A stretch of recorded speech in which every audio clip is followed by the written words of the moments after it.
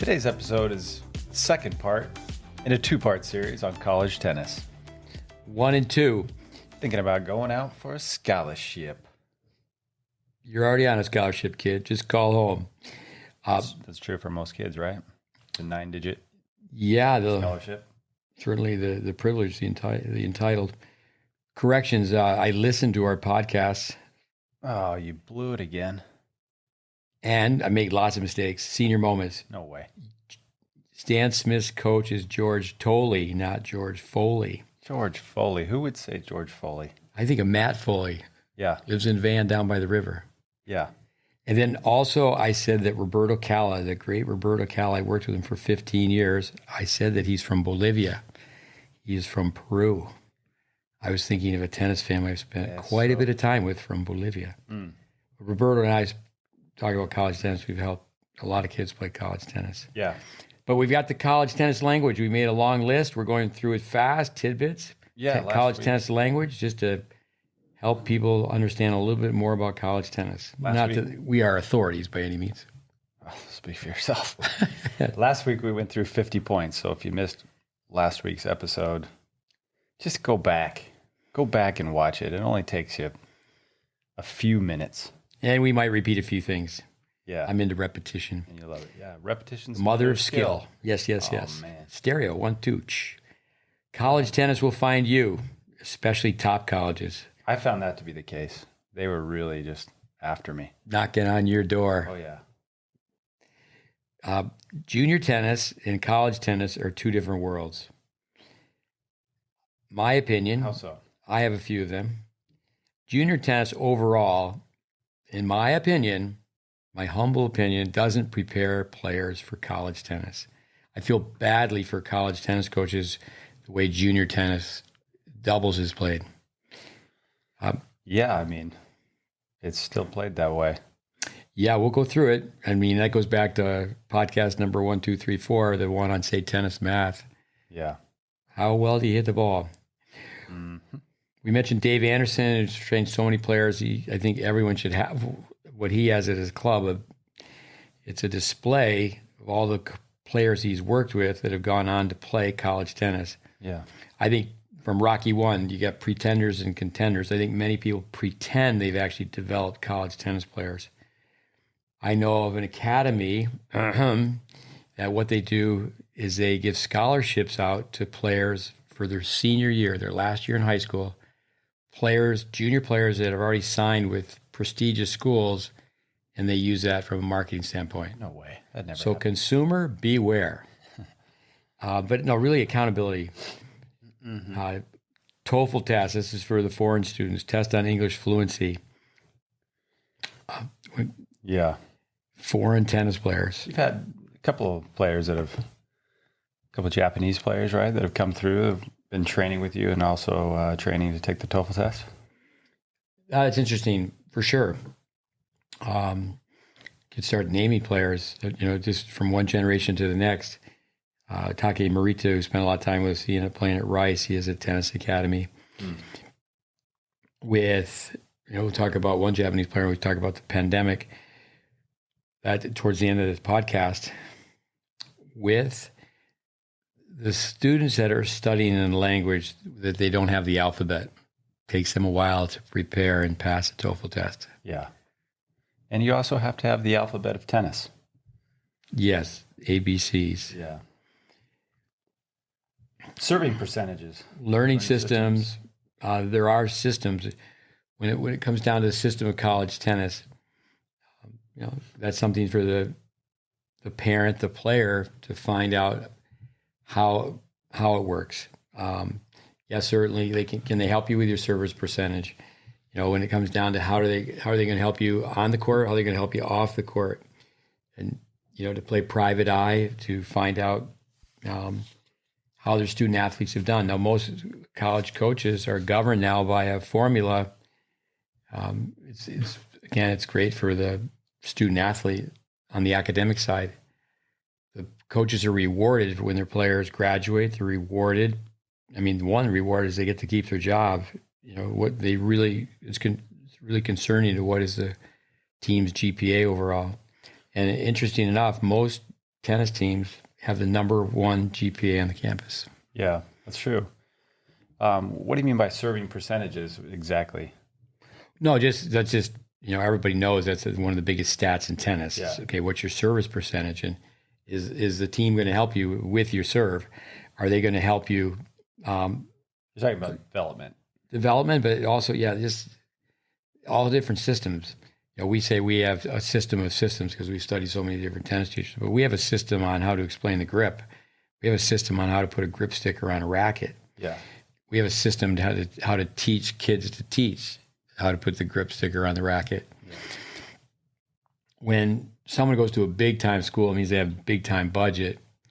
I mean, they have the luxury if they want to go see a tutor almost 24/7. Yeah. They can have someone go to class and help them take notes. They can even request to have a tutor travel to away matches. Right. That's nice. These numbers are pretty random. Coaching's allowed. It's really interesting where they're, they can talk to you throughout the whole match. I mean, you don't even have to be the coach to be coaching. Anything goes in college tennis. It's so unlike junior tennis or pro tennis. What do you think about coaching? How much? How often? I like what Roger Federer says that, you wouldn't, go to a math class and then you get to take a tutor into the math class, into the test with you. Then it's not a test. Yeah. I don't like it in junior tennis because I think tennis is already too expensive. And then I think it would be a little crazy. I think it's great to leave it the way it is. Let players try to figure it out on their own. But in college tennis? No, I think it has its place in college. I think it has its place like in any team event, Davis Cup. Yeah, so I think it's fine. I mean, I don't think tennis needs to be changed. It's interesting how I've coached on the bench. You got to get a kid to chill. You got to get him to laugh. Yeah. You got to get him to relax. There's a big time art to coaching a kid during the match. Yeah, I think most of the time we talked about this last week or in one of the podcast episodes that the WTA on-court coaching, a lot of times they do more harm than good because they just overload them with information. Yeah, talk too much. Yeah, you can go there, keep it simple and cheerlead a little bit. Stories to tell. I was coaching a kid. I was working as a volunteer for NC State. Mentioned that where I was there based on a set of circumstances. Mm-hmm. German player. There's one person in a small stadium watching the match. You could just tell in the distance it was a female, and I kept telling the guy, I go, that woman keeps staring at me. She's not watching this match. She just thinks I'm so cute. And this guy's, what? I go, come on. The guy you're playing, all he can do is hit a forehand. He's a righty. Just hit high to his right. He can't move. He can't move to the right. He's not coming to the net. How could you possibly miss? Yeah. It's just, no. You got him to laugh a little bit. Yeah, chill out. The bench and the brain. And then the rest of that story, is that I got plenty of stories. He went on to win the match easily. He did win the match. He did. There you go. With you can't leave the audience hanging like that, man. The bench and the brain. Yeah, I like this point. Junior tennis, mom and dad, they keep writing checks. It's almost like the parents are powerless because they don't say, okay, you're not playing anymore. The coaches are telling you to take short balls and go to the net, and you never go to the net. We're not playing. We're taking the time out. If kids are playing basketball, for example, they're not doing what they're told, they sit on the bench and right away go, okay, coach, I want to play. Yeah, it's very powerful. Yeah. The junior coach, it's a little bit crazy where, you got, the 10s, the 12s, the 14s, 16s, 18s, you got boys and girls, and you got different levels. So more times than not, the junior coach doesn't go to the match. Can you imagine coaching a basketball team and the coach doesn't go to the game? Yeah. But no, it's just interesting. Excuse me. It's a real art to talk to people during a match. Yeah, I like college tennis in the sense I've just got off the phone with somebody I've trained, just asking me for advice on what to do. They're coaching right now, and they're trying to move up the ladder, and which way they should go. Why I think it's a great job. I was looking to be a college coach at one point, but I just thought, well, I'd rather coach 8-year-olds than 18-year-olds. I think I could have more of an impact working with someone when they're 8, because when you're a true teacher of tennis and technician, it's like, boy, by the time they're 18, it's like, uh-oh. Yeah. That being said, you're working with an 8-year-old. Sometimes with an 18-year-old, you have to work within their game. Mm-hmm. You can't necessarily tear the house down. Lee Trevino, the great golfer, if someone has a little flaw, hitch in their swing, and this is related to tennis as well, a golfer, it's like having a faucet that needs to be fixed by the plumber, but you don't have to take the roof off the house to fix the sink. Yeah. I think part of this too, the bench and the brain, is it, and we mentioned this in one of your, the new video series, Steve's Stories. Check it out if you haven't seen it on YouTube or Instagram. Steve's Stories. But the last story you were talking about, just being principled. If it's good for the kid and it's good for the game, make the change. So, as far as accountability and things like that, you just got to be principled with it. It's like, hey, you got a short ball, you need to go in, you need to attack. Yeah, then there's agendas.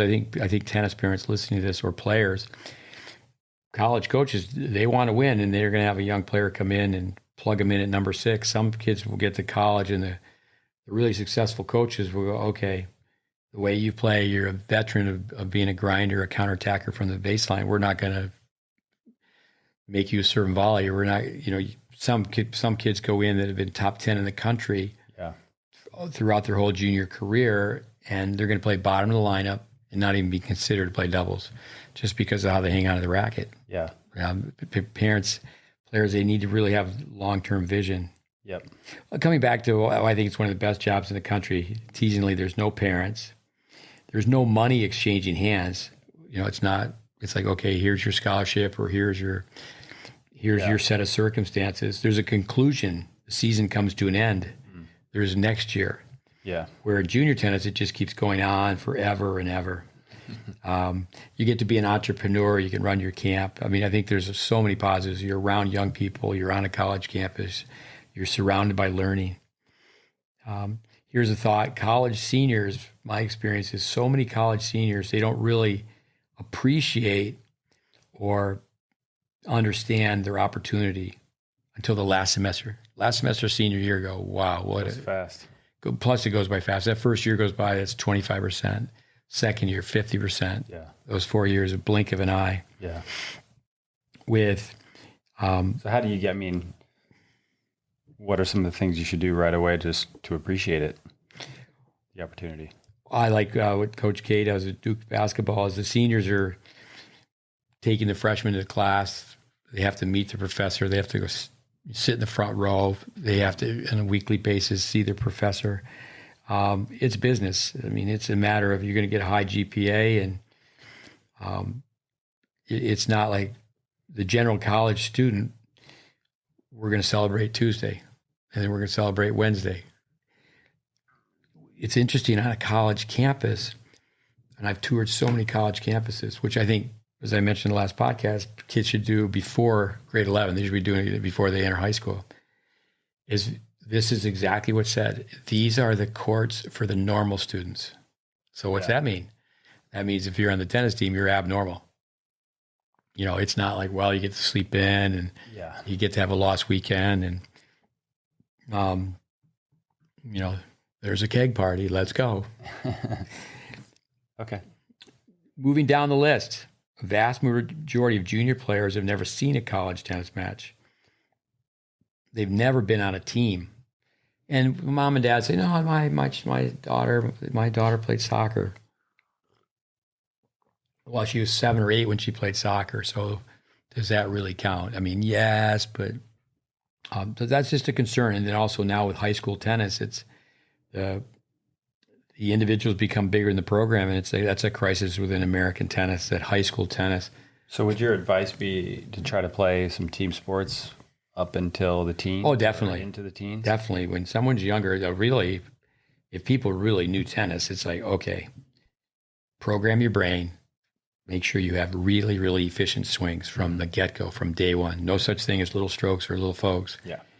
Then you have to just evaluate what people have done.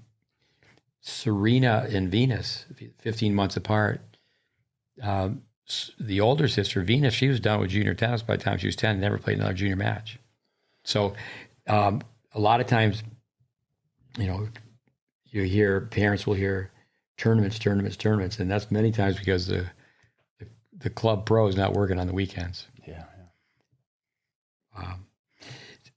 So no, I think be on teams, but also the high school tennis. Like maybe if your freshman year you could play, even if you're a non-traditional scheduled student, homeschooling, is that try to play for something bigger than yourself. Yeah.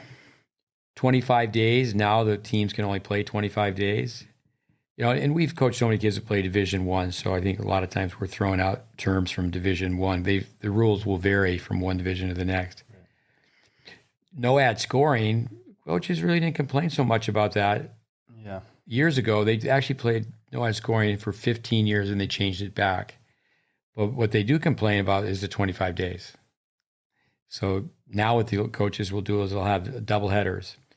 Doubles is 6-game pro set. Now, here's something that's terrible. In junior tennis, people have the audacity to say, well, they're playing a 6-game pro set because we're trying to get them ready for college tennis. Please, please. You need more and more tennis to get ready for college tennis, not less and less. Exactly.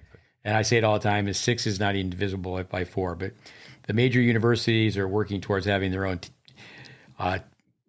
network and showing their sports. They want to scale it down. Yeah. There's people around the world that are really pushing for, everything but the Grand Slams to just be, quick sets, play to 4.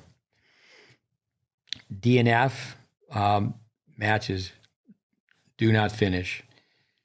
With my son Connor played college tennis at Ohio State. He was in 3 out of 4 Final Fours. Mm-hmm. So there's the indoor tournament, the outdoor tournament. So he's just there for 2 years. He had a very impressive record. It sounds like it's embellished, and in a way, it would be if he was, down a set and down 2-5, but the match stops. Mm-hmm. When the match is over, regular season, it stops at a tournament. Regular season, the coaches can agree or disagree. And generally, what they do is just play. You get to a match tiebreaker. I know my son one time was down, playing for Ohio State. He was down a set. He won the first set, and he got way down the second set. And he was trying to lose that set as fast as he could because he didn't want to play the player a 10-point tiebreaker. So the coaches were going, "What are you doing?" Yeah. He goes, "I am not playing a 10-point tiebreaker against the guy, you guys. I'm losing this set, and I'm starting." Because once you start the set, then you got to. Yeah. And most tennis players, they don't even feel like it's a match when you have to play the match tiebreaker. It's a flip of a coin. It's unfortunate that too many times they're shortening the score. Parents, they're paying larger fees to take their kids to junior tournaments, and they're playing less tennis. Yeah. Tanking. That never happens, huh? Tank. There's a lot of tennis kids don't even know what the term means. There's no gas in the tank. If you tank when you're a junior player, say your coach is not there, your parents are there, and even if it's a mini tank, but you don't want to tank when you're representing a college tennis team. Yeah. I know one coach who has a contract, his players sign it. They tank one time, they're done. Your scholarship's a contract, so you need to really learn to compete, and it's a whole different level of pressure. I always tell people, can you imagine being in a team match? It's 3-all. You're the last match out, and if you win, your team moves forward in the national NCAA tournament. Yeah. And kids are just absolutely freaking out when they're just playing a practice tiebreaker. Yeah. That's why coaches really like to have a kid who's, been in an overtime basketball game, hockey game. They're playing soccer. They've had to take the penalty kick. Yeah. The pressure produces a diamond. The more pressure, the better. Yeah, so start working on it now. If you're a junior player listening to this, or a parent that has a junior player, start working on it now. And the other thing is you never know who's watching. Again, stacking. There's lots of rules. First of all, stacking is... That never happens either. The number 1 player is playing number 3, and the number 3 player is playing number 6. Yeah. It'd be best if players wouldn't do that. Now, certainly... one's play in the fall and they're ranking, and you can't have a kid start at playing number one and then you have to play at 6. There's certainly conference rules, and there's obviously the governing body of tennis, the ITA, NCA, the alphabet soup. There's rules, but no, I can share so many stories where coaching a kid he's number 8 on the team, but he's getting to play number 3. Yeah. And why is, he's left here. He's got a big serve. And it's like when you play him for the first time, he's got a very good chance to win. That junior tennis players have to be prepared for that. If the coach has a hunch, the coach feels like, okay, yeah, you're beating this guy in practice, but and some people are better. They're just really good in practice, but they play when it counts. Yeah. They won't count. They won't be able to put a point on the board. But yeah, don't tank. And when it comes to stacking, I would like to see coaches play as straight up as possible, but it exists. And some kid who, they just see the world through rose-colored glasses. They think they're going to go and play number 1. They may be a freshman and they're beating kids in the lineup, but just the way they conduct themselves, does the coach really trust that they're going to be able to compete? Because it's a whole different level of pressure. Here's a question for you. If you were a coach, would you stack? I have stacked before. I don't want to say that. I wish I didn't say it, but I was not really I was a director. I was in charge of a junior college program. Now, Chad Barrel came in. He was like 22 years old out of Ferris State in the first year. Remember my former wife, he had to meet with the athletic director. I said, okay, I'm going to try to pull this off and have him be the head coach of the junior college women's team. And I remember she suggested, have him put his glasses on so he looks older. So, this may have been a different time because I oversaw that program for 10 years, but he was there 5. And by the second year, he did a great job. He had autonomy. He won a national championship. He now is doing well. He's got 2 teams in the top 10 at St. Leo. But no, I mean, there's a girl who she certainly looked like number 1, but she would have lost at number 1, 2, 3, 4, 5, and 6, taught by one of her former students. Great ball striking, but just couldn't put the wires together. Mm-hmm. But just think of, if you're listening, is that you sacrifice number 1, so now your number 1's playing number 2, and it's just you sacrifice that match. So I have been around it with $10,000, 10,000, $10,000. Now you can win up to $10,000. Now that you still can be as an amateur. You still be an amateur, but say for example, now with these UTR tournaments, some kids winning $500. The parents need to be organized, and they need to keep the expenses against that. So it's very difficult to win $10,000. But it used to be, the internet came out. Got a $500 lesson this morning. Used to be all these European players would come over. They already won quite a bit of money. Yeah. But now it's, what's it called? Stalking them. You get on Google and you find out. Love tennis. I never do that. You stalk? I don't really even know how to use the internet. That's true. I am a dinosaur. Jumping backwards, the grace period. If someone graduates from high school, they can not go straight into college. They can play tournament tennis that summer and then the following summer. So it's a 6-month period.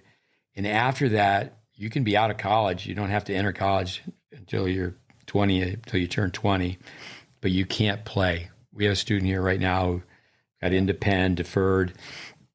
And so the pandemic interfered, but he could have played the first 6 months out of high school, and now he can't play tournaments, which is unfortunate, but that's the way it is. Yeah.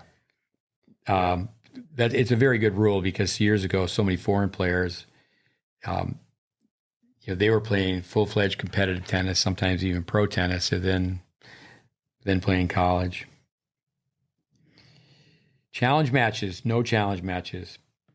Used to be, and this I think was fantastic, is every, say, Tuesday and Wednesday, there's 4 people on a court, 4 team players, and there's going to be you're already in the semifinals, 4 players. Mm-hmm. So if you win, you're playing for first and second. If you lose, you're playing for third and fourth. Yeah. If you finish 4th, you move down a court. If you finish first, you move up a court. Yeah. if you finish second and third, you stay on the same court. A lot of times large academies will have a tournament system. It works that way. It's like in wrestling, there used to be a wrestle off. So it's not, say if someone is a guard on a basketball team, it's the opinion of the coaching staff whether the player should play or not. I like challenge systems. If you win, you play. You're talking for the lineup? For the line, yeah. I'm sorry, for the lineup. It's amazing how many different ways. I love to ask players, how does your coach form the lineup? I mean, I know people that that's what we did. Challenge matches, but I'd say very few people are doing that now. It's like I've had kids who were on a team where, you know, there was a hidden ballot, so you voted for who you thought was number one. I've had ask kids where there was just a discussion. Yeah. You know, there is the coach who is going to be a little bit hesitant, just like in pro sports, to play the rookie because you don't really trust the rookie, the freshman. So. When there finally is a challenge match, you want to compete. The kids going in, and, you know, say they're going to be number 10 on a college tennis team. They've just been given a guaranteed spot. They're not really good enough to be given scholarship money, but they're going to be given a guaranteed spot on the team, which still means, you know, free shoes and stringing and all the equipment and all the coaching and all the pluses. Yeah. So number one plays number 10. Number one wins easy. Number 10 thinks, oh, they're going to play next week. It doesn't really work that way. They're so busy. You know, then a kid gets to be number 6. They don't want a challenge match. Yeah, they want to be right there. And the match is over, and they're saying, hey, coach, my shoulder's a little bit sore. I think I need to rest. We don't have a match for 2 days. And they want to stay right at 6. Yeah. You know, then kids will use academics as an excuse. Yeah. You know, we got back from the match. I'm really behind. Can I go see this professor? Yeah. Because the number 6 doesn't want to play number 7.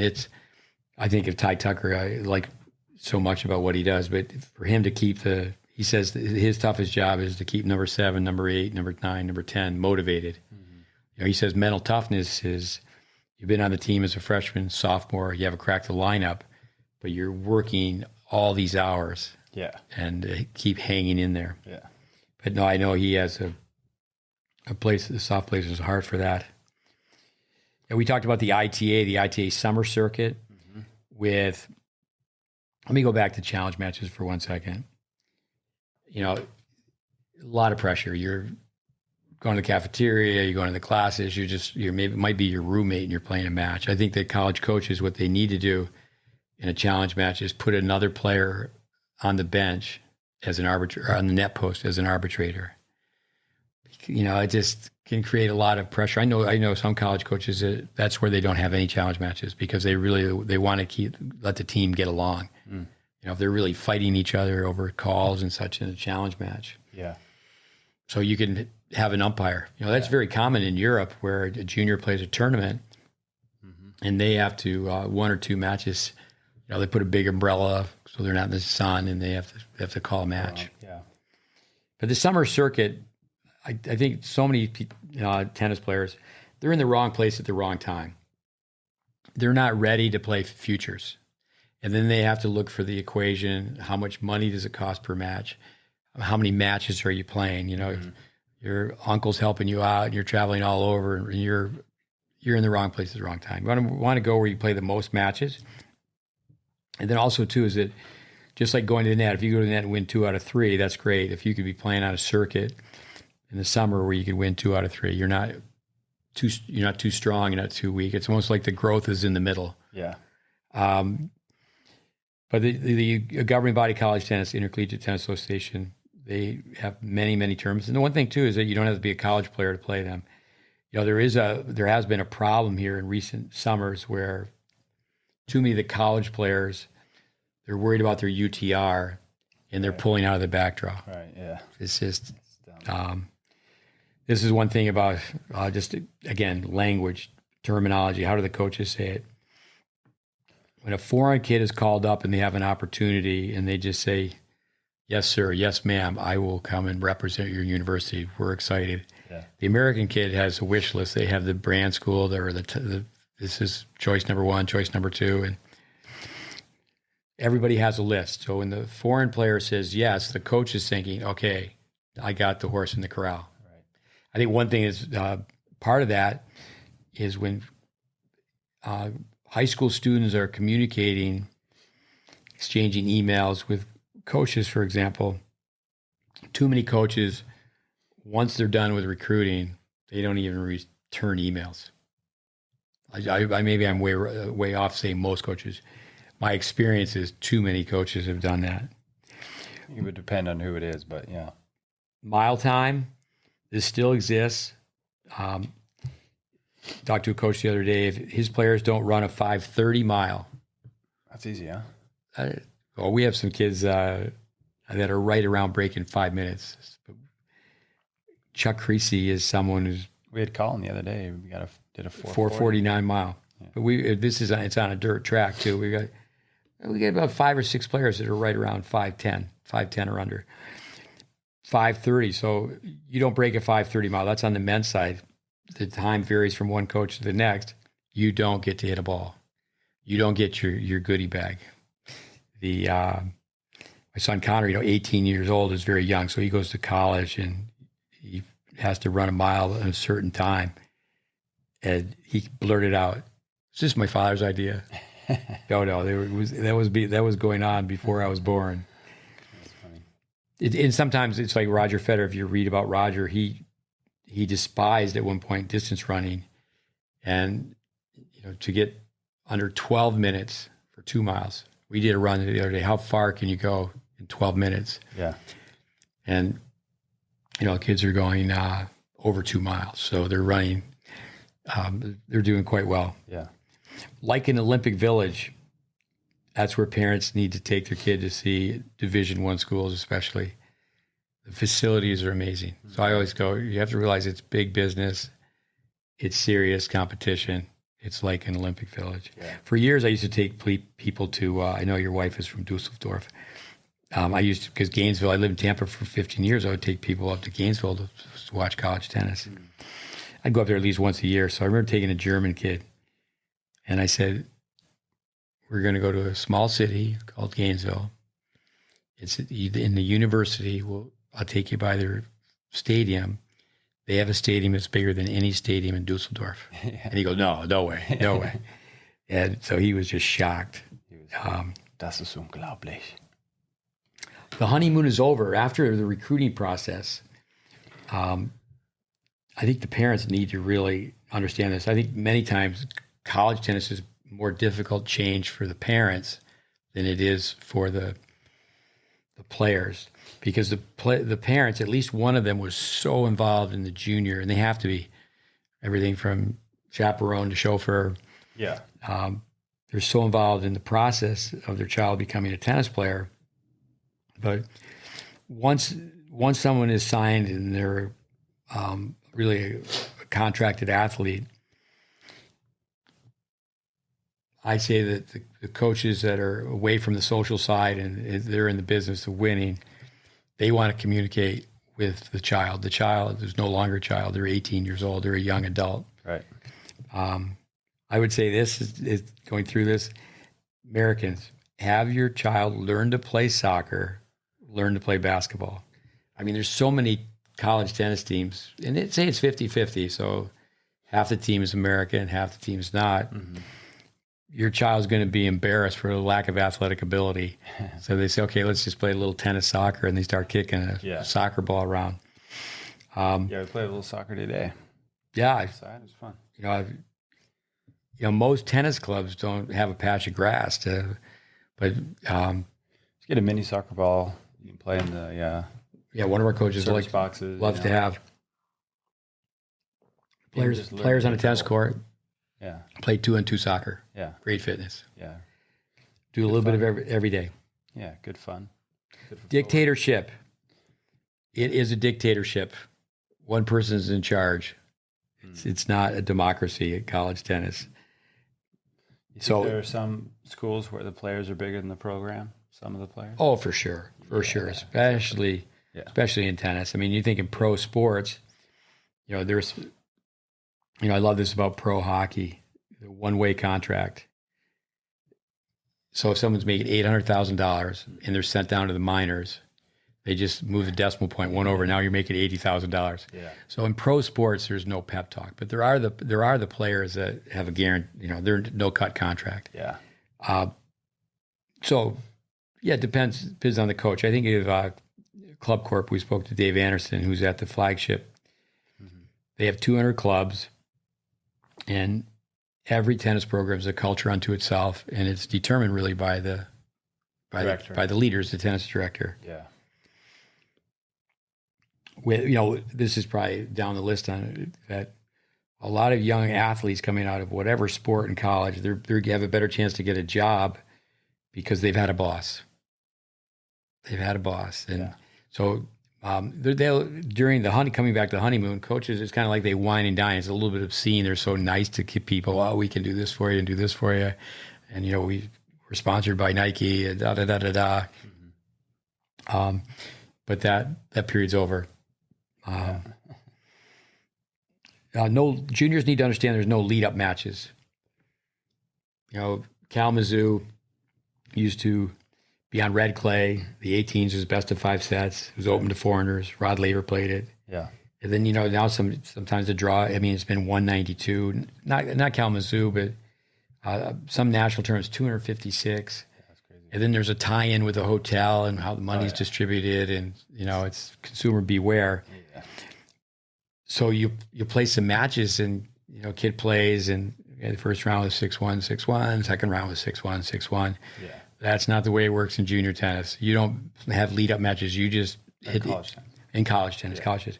You just got to hit the ground running. Yeah. I think another thing that parents, the fall semester and the spring semester, referred to as a developmental semester, but most of the time they're playing matches, but they play tournaments in the fall, play dual matches in the spring. Yeah. With that, again, everyone's an individual on the coaching side and the player. That comes down to some kids really should be, okay, you're going to be a red shirt, and we're going to really take 10 steps back to take 100 steps forwards. But so as you play as a team, in the fall, not everyone goes to the same tournaments. Yeah. Now, and I really don't like this, but a lot of the big budget programs, they're promising and they're delivering. They're taking their top players to pro tournaments in the fall. But there could be 3 different tournaments. So your teammates, one teammate's, going to the west, and one's going to the east, and one's going to the south. It's where all the tournaments are located. Yeah. We touched upon this as how the lineups formed. Yeah. That's a question I like to ask, and it's not the good old fashioned way. I think too many times it's the coaching staff saying, "Well, we'll do this." What I used to do is even have challenge matches for deuce court. Okay, who's going to be the best deuce court player in doubles? We're going to have a tournament, or we're going to have a challenge system, deuce court to deuce court, and then we go ad court to ad court. I remember at Tyler Junior College, which was an immigration center, all these players from overseas, and had some Swedes, and they were going to play one up, one back, and it's not really one up, one back. They're going to play back in ghost doubles, 1-on-1, and they're staying back. Yeah.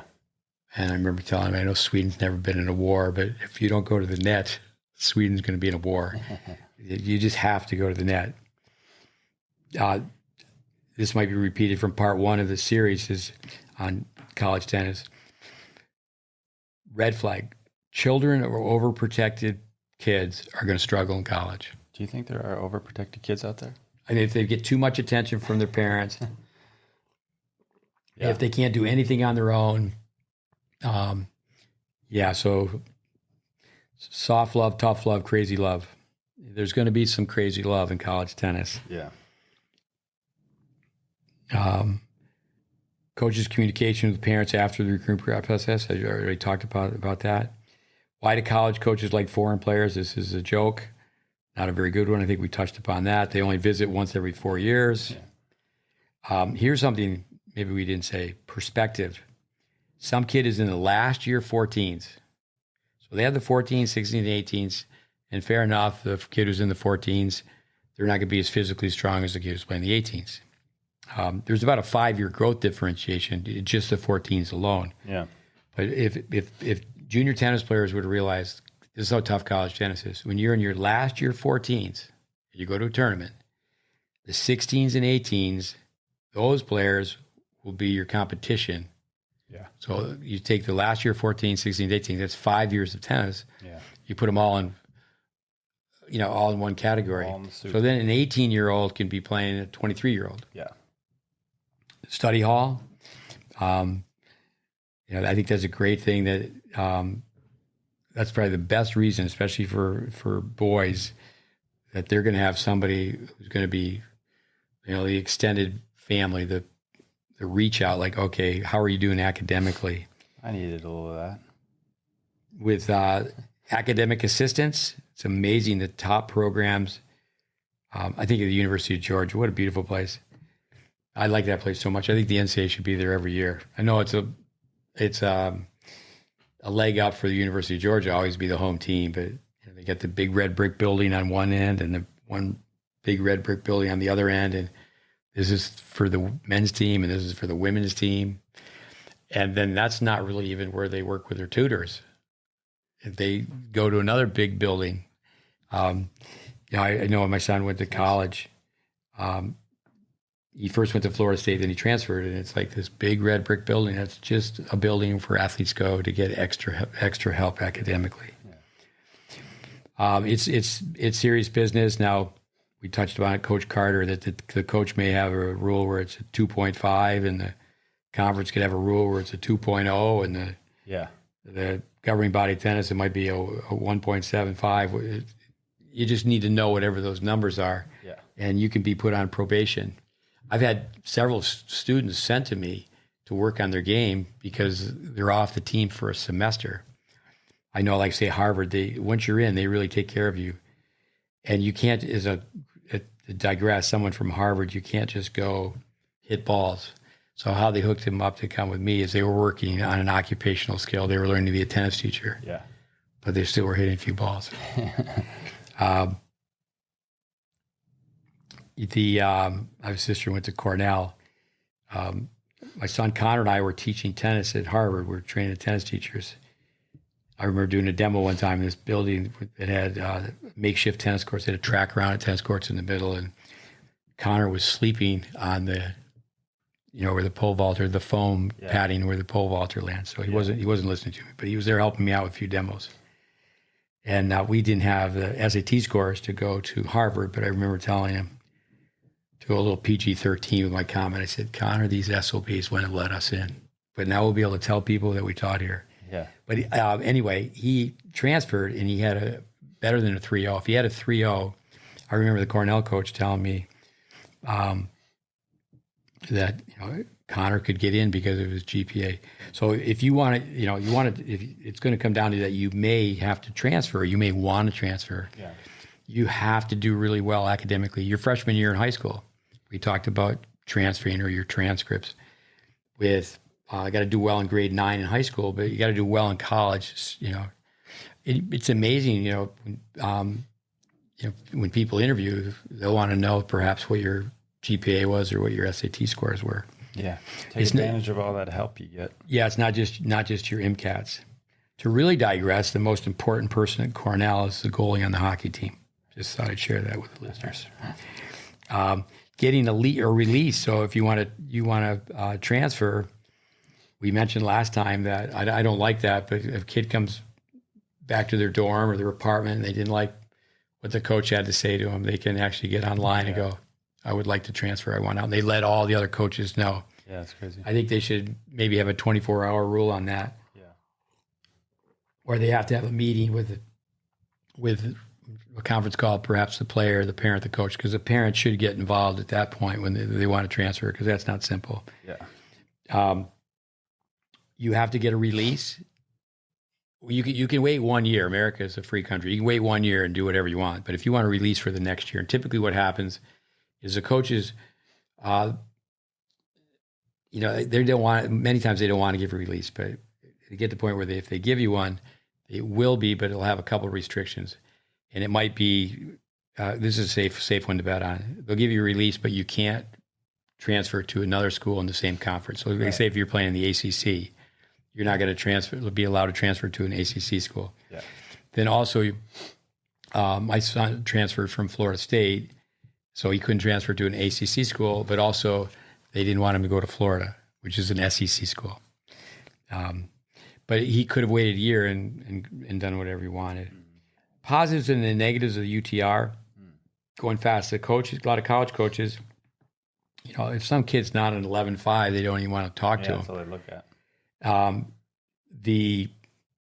So that can be a negative. Positive is that you can actually plug in what your UTR is and find out you can play a lot more places than you think you can. Right. But how do you improve your UTR is the same way you improve your mile time, same way you improve your GPA. And it doesn't happen overnight. It's not just by going out and playing more matches or playing tougher matches. You get some skills. Yeah. I got an email from a parent the other day, said, well, my son needs to play more matches. I said, no, he's played plenty of matches, but he's played the wrong way. Yeah. He's played not to lose. He's played defensive tennis. He's played small. He hasn't played big. Yeah. You have to be offensive. I always think of Navratilova and Sampras. They were offensive net rushers. The same breath, Agassi and Graf. Yeah, so Agassi and Graf would be aggressive from the baseline. Yeah. Coming in. So two types of college tennis players, a blue chip and a project player. Yeah. Tennisrecruiting.net, it used to be top 20. Now it's top 25, and that's your class. Now, we've had a lot of kids just jump up to being a blue chip because they've taken the gap year. So they're taking the 8th grade twice, and all of a sudden, well, how do they become a blue chip? When you do, a side note, when you do take a gap year, you need to inform tennis recruiting because you don't want to be sent information because you're classified perhaps as a junior, and now you're going to repeat that. I should say you don't do it as a junior. You can really just repeat grade 8. Yeah. No, we've had some success stories. I think a kid named Michael Ogden, he was borderline being a tennis four-star. Mm-hmm. He was, at times a 3-star, and, he ended up playing in the lineup at an ACC school. But what do you have to do that? You got to say, okay, what are my strengths? What are my weaknesses? It's like going back to junior development. Yeah. But pro tennis, we say there's a teenage sensation or there's a late bloomer. There's nothing wrong with being a project player. If there's only 25 people in your class, so don't get discouraged.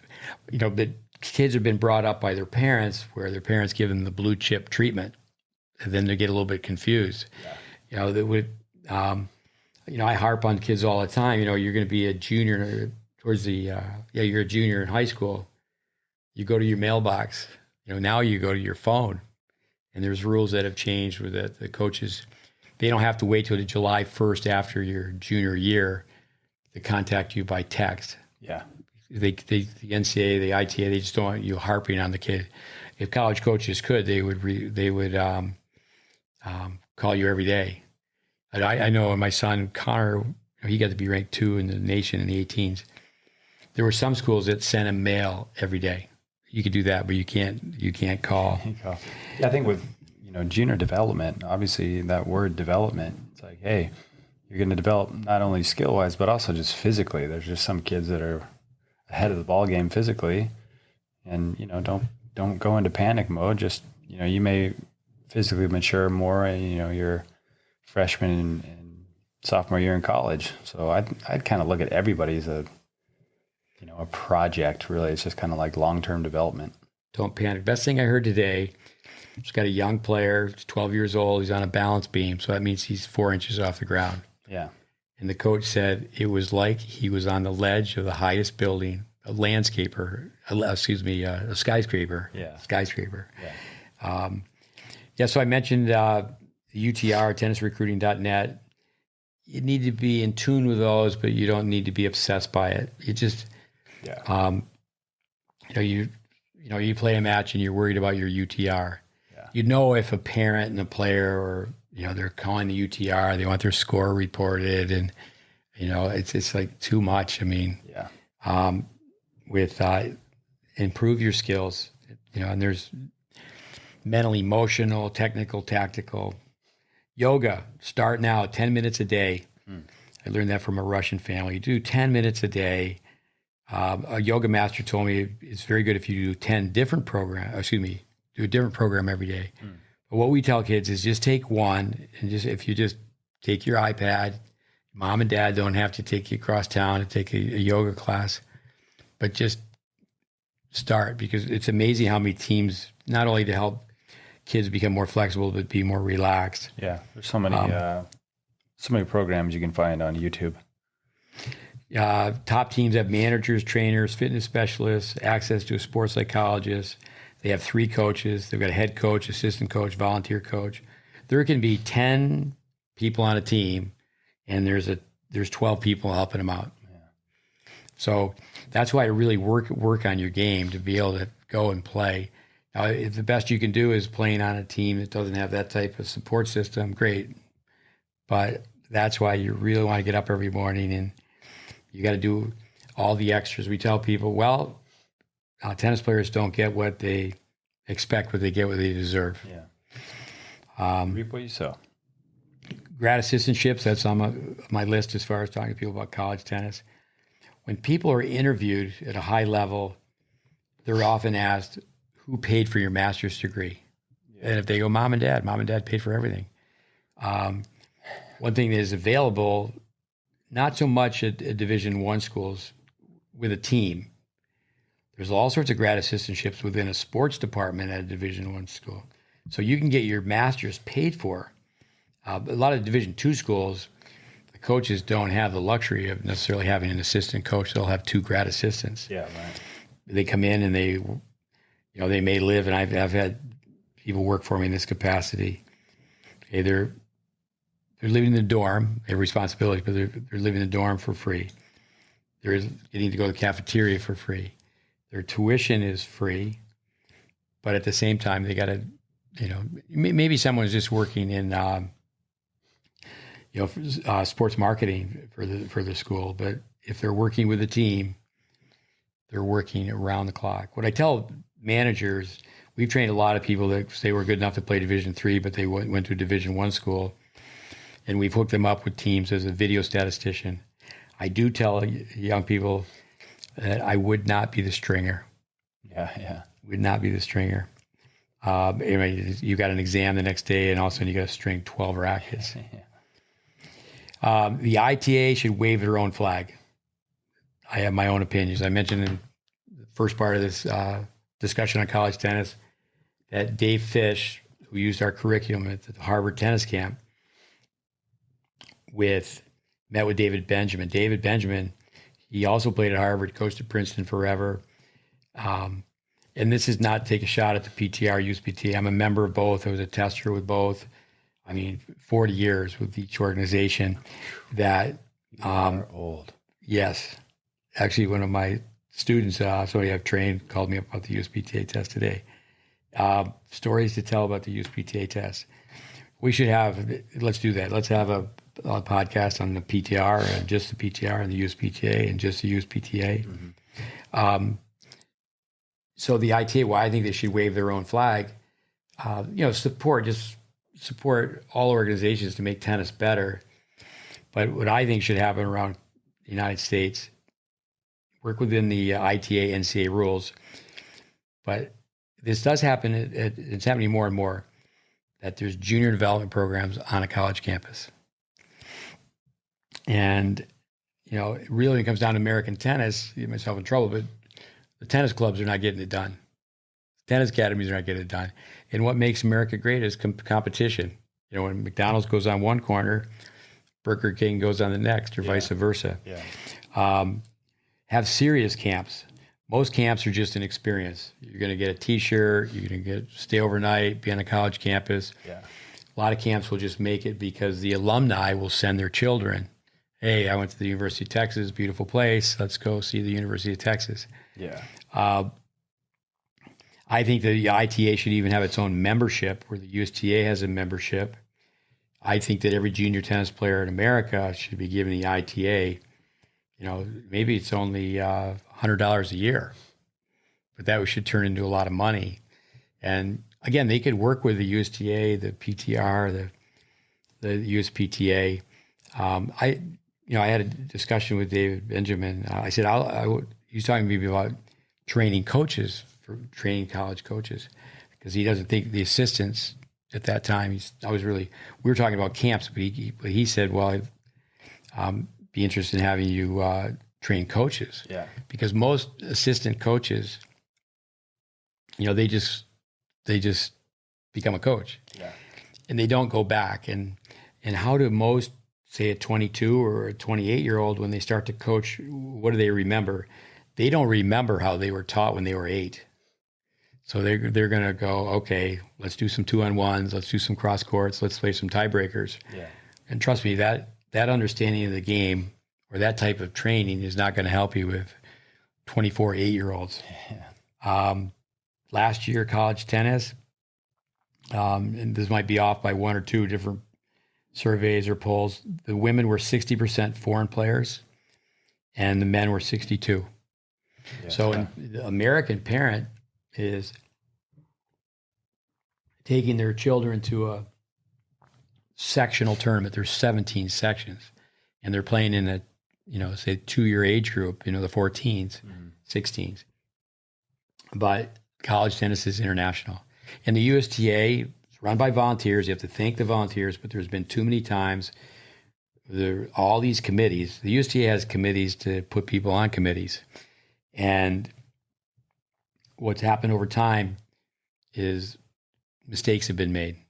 It's like, well, we're not going to have the Orange Bowl be on clay anymore because we can't win on clay.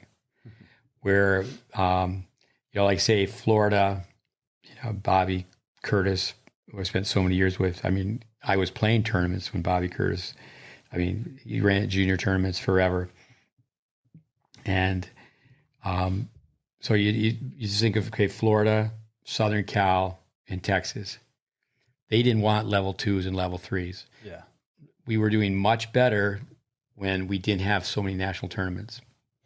When you just play backyard tennis. Now a kid can talk a little bit more about the UTR. I think it's too bad that the USTA didn't welcome the UTR with open arms. And I think the UTR initially, when it came out, you can self-rate now with the UTR, but it shouldn't have, when it came out, it should have been, there's nothing about making money with the UTR. Mm-hmm. I mean, Larry Ellison's behind it. I mean, why couldn't it have been nonprofit? Why is it, why are entry fees? And, you can't necessarily just blame the UTR, but. Does Larry Ellison have a lot of money? A little more than us. Top 5 people in the world. But say with the UTRs right now are a little bit like the Wild Wild West. I mean, Dave Fish, who was with the UTR, and then he resigned. I think that, he had the key and people just didn't let him turn the key. Where if it was, so say for example, now there's all these UTR tournaments. Some kid who should be coaching tennis, older people as well, but some 25-year-old having to run a UTR tournament because they can make more money running the tournament. And then you have all these small tournaments, but it should become much more systematic.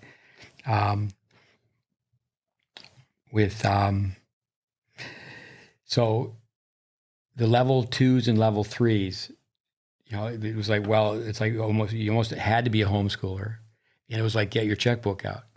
And there's kids that were going, and I have a very good friend who makes his living taking kids to ITF tournaments. Now with the UTR, that's another part of the UTR, as I call it, idiots traveling foolishly, is that your kid is an 8 or a 9 and you're traveling all over the world playing ITFs because some joker told you you want to be a pro player, you play ITFs. Yeah. I mean, you better have a really good service motion.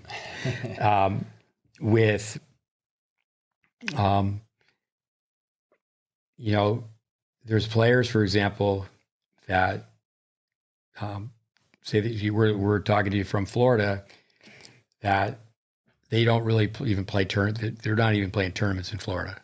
It's like, well, I'll go to, Louisiana. I'll go to, I've had students I'm training, they're going to North Dakota, where a place that is more of a sparse population. Yeah. Going for easy points. Yeah. I wrote a magazine, an article was published in a magazine for the UTR when it first came out. At one time, there would be 4 nationals. Say it's whether it was a national 2, national 3. I never really kept up with all that. I was like, are they really doing this? And a kid will enter all 4.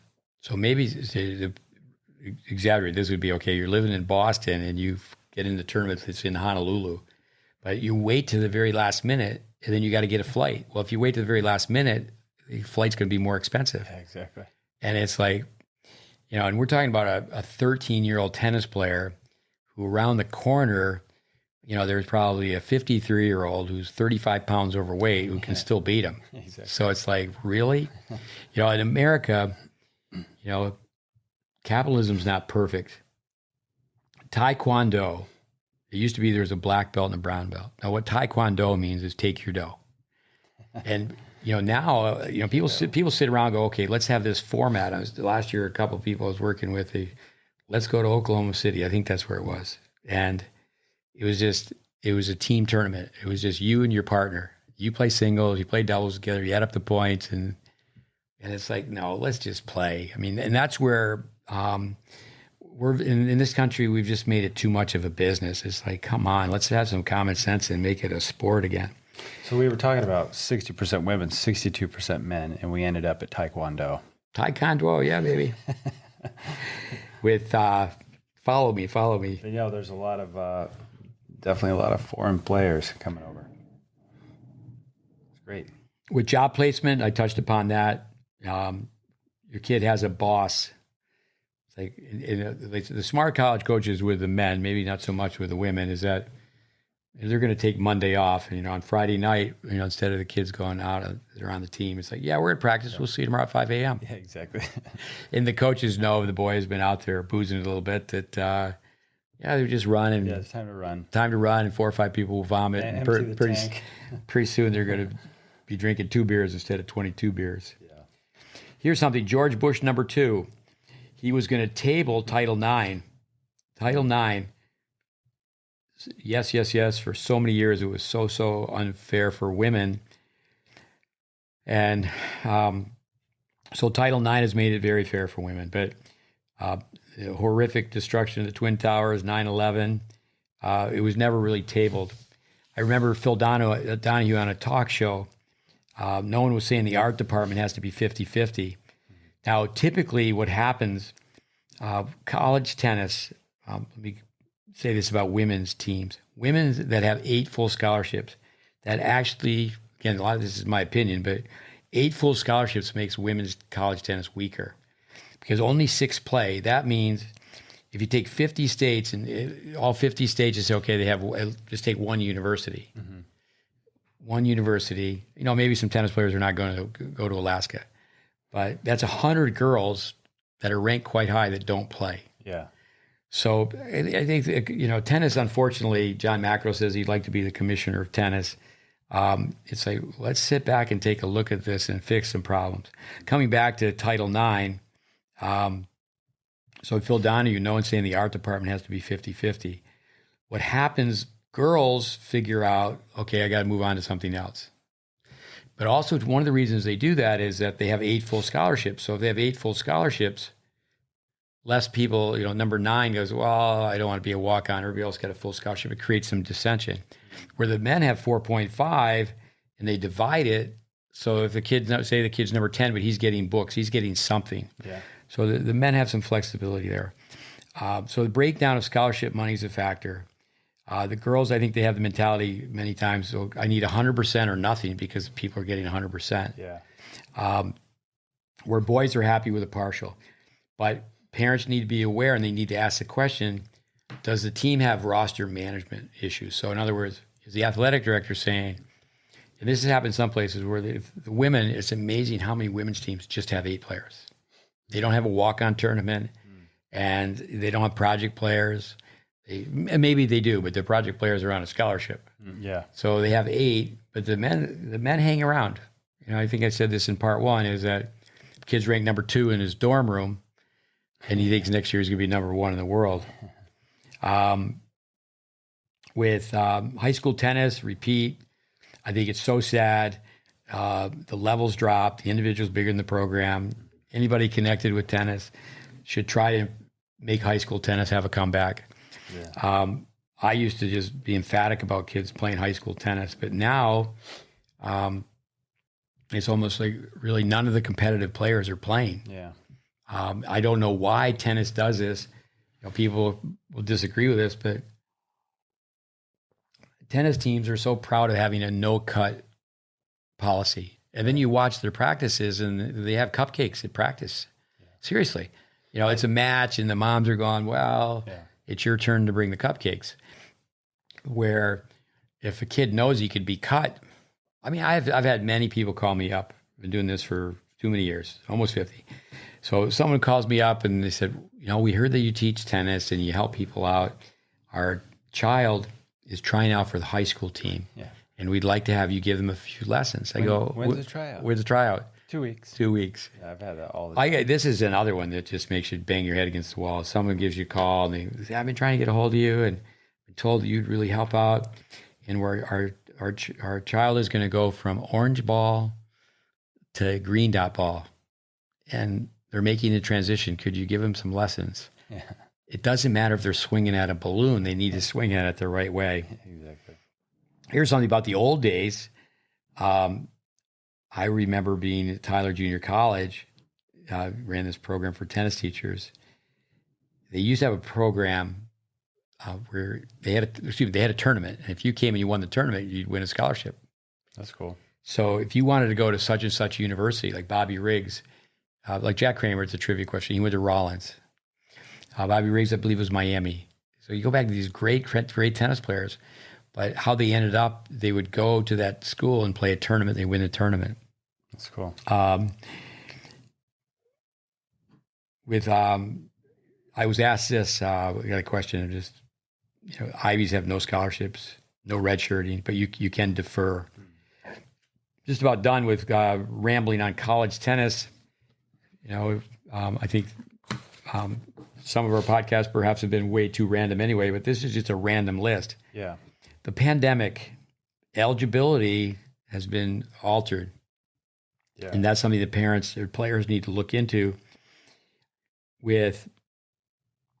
So last year there was no spring tennis. So pretty much straight across the board, kids were given another year. So we have some people that we've trained. They're going to go to college next year. They're going to be incoming freshmen. Say if they're going to go to a team that had 3 seniors in the lineup. Yeah. And they should be gone. But now they're going to be there. It's got tougher. Some schools have been given some restrictions where, you have to play matches within a 40-mile radius. And they're only playing right now, there's some college teams that are only playing tournaments. And the coaches are even saying, what can you afford financially? And they're meeting with their players, and some of them are planning on coming back. Will even be their 6th year. But I mentioned we were talking about a Japanese player we worked with who transferred from Ohio State to Pepperdine. And you can be a graduate. You can complete your undergraduate studies and play. One of Dave Anderson's students, he was on the Wake Forest team, when they won the NCAAs. He had graduated, but he had eligibility left. So, some students are doing that. They're going to take advantage of the pandemic. So, yeah, the kids that are going to be going to school next year, it's going to be a little bit tougher for them to make it. I was asked recently if I would just, write a letter and support. The gentleman was going to write the USTA. And it's interesting. I hadn't even thought of that. Instead of for right now, for the pandemic, is just have junior tennis go to under 19, which makes sense. Mm. So, because of this crazy year 2020, some students coming up have really lost a year of development. You know, there's been people that have moved to Florida because tennis players have had a lot more flexibility during the pandemic. Some kids, a basketball player, some kids, a football player, they want to get recruited to play in college. They actually made arrangements to move to Florida because they just, you know, if it was shut down, locked down in their state and not here. Yeah. So I do think one thing with the pandemic, Raleigh Grossbaum, you did an internship with us, and he was the coach. Young guy, he gets hired, University of Southern Utah, right? Yeah, Southern so Utah he's the head coach. Amazing opportunities. 25 years old, but they dropped the program in the pandemic. So now he's at the University of Georgia. He was the first one that I heard say this, and it's so true. Is that a lot of times with financial planning, you know, the individual, they know they don't have any money in their pocket. The family gets a little tight. Hey, it's going to be tough to pay the bills. But the college and the way it works with state funding and contact hours, and they don't know until a year after the problem. So the college tennis is not out of the woods. Yeah. I heard the coach at the University of Arizona say the silver lining could be, I think that one of the problems in college tennis right now is people have been spending too much money wining and dining players. And I think obscene is a very good word. They're going to be a freshman, and they're saying, well, if you come and play for us in the fall, we'll take you to pro tournaments. Mm-hmm. And they're not good enough to be taken to pro tournaments. They need to show up, sit down, shut up, put up, man up, the whole thing. And so a lot of money is being spent. You know, it's just like junior tennis. You know, you don't need to be flying all over the country. Jack Kramer was once asked years ago by the French Tennis Federation, we spend more money than any other federation. Why are we not producing players? And he said, your answer is in your question. Yeah. So, I think just slowing it down and saying, okay, let's go back to having a developmental year. I mean, it's not that I'm a dinosaur old school, but, let's go back to, freshmen don't play. Freshmen come in and work on their game. Yeah. It would have to be a rule because it'll just never happen. Rules, people will find ways to break the rules. Yeah. I can remember being in charge of this junior college team. And at one time, you could only have 2 foreign players. So we're playing against a team that has all foreign players. So we're hosting the team. And I said, let's do this for the lineup. Usually players will line up and they step forward and they say their first name, last name. Yeah. And, we filmed this, and the visiting team, I said, if you could just step forward and for international flavor, just tell us where you're from. Yeah. The girls are all, 18, 19, 20, they're all smiling. And, Sweden, Slovakia, Australia. Yeah. And you're supposed to only have 2 players from out of country. Yeah. But the rule wasn't broken, but the spirit of the rule. Oh, no, they're not on an athletic scholarship. They're on a presidential scholarship. So people will find a way. Yeah. I would love to see where you have to have a player from your zip code in the lineup. Mm-hmm. And then have the junior, then the coach is going, okay, I better have a serious camp. Yeah. Then the coach is not thinking my camp's just a moneymaker. I got to have one kid from my zip code in the lineup. Yeah, right. But those type of things, that would be next to impossible to pull off. But boy, would that change. When a kid goes overseas, as you know, to play club tennis, you can only have 2 Auslanders, 2 foreigners. Yeah. So for years, I've said, I like the fact that we have so many foreign players. Where would we be in tennis in America if we didn't have all these people from all over the world? Mm-hmm. You go to other countries, I think of being in, say, Japan. That's a long ways away. People from all over the world are not going to Japan, but they are coming to the United States from all over the world. So we're pretty spoiled that way. Yeah. So I think that's a great thing about having all these foreign players, and they have their OPT when they graduate. They can stay for a year, and some marry, and some they just find a way. A company sponsors them, and there's so many people from all over the world in the United States, and I think it's really helped tennis. But on the flip side, is there's something wrong about like, and I'd have to double check, but Colorado State, public universities, no men's teams. Yeah. And there's something wrong about, well, I mean, and how, this is something we haven't talked about, I don't think. I would guess Minnesota at one time had all Swedes, Auburn, their whole lineup, all South Africans. And how does that happen? I worked at Tyler Junior College, and they were in between coaches, and I ran the team on an interim basis, running the practices. They had the boys from Brazil. They had 5 players from Brazil. Ricardo Acioli, who was a really good tennis player, he was one of them. But how that works, you think it'd be very sophisticated. It's not. So you have a really good player, say from France. You call them into the office and say, "Do you have any friends? Yeah, exactly. Any younger friends who would like to play here?" Yeah. I go, "Yeah, but they also get this in." "Oh, well, you've given me 3 names. Tell me how good they are."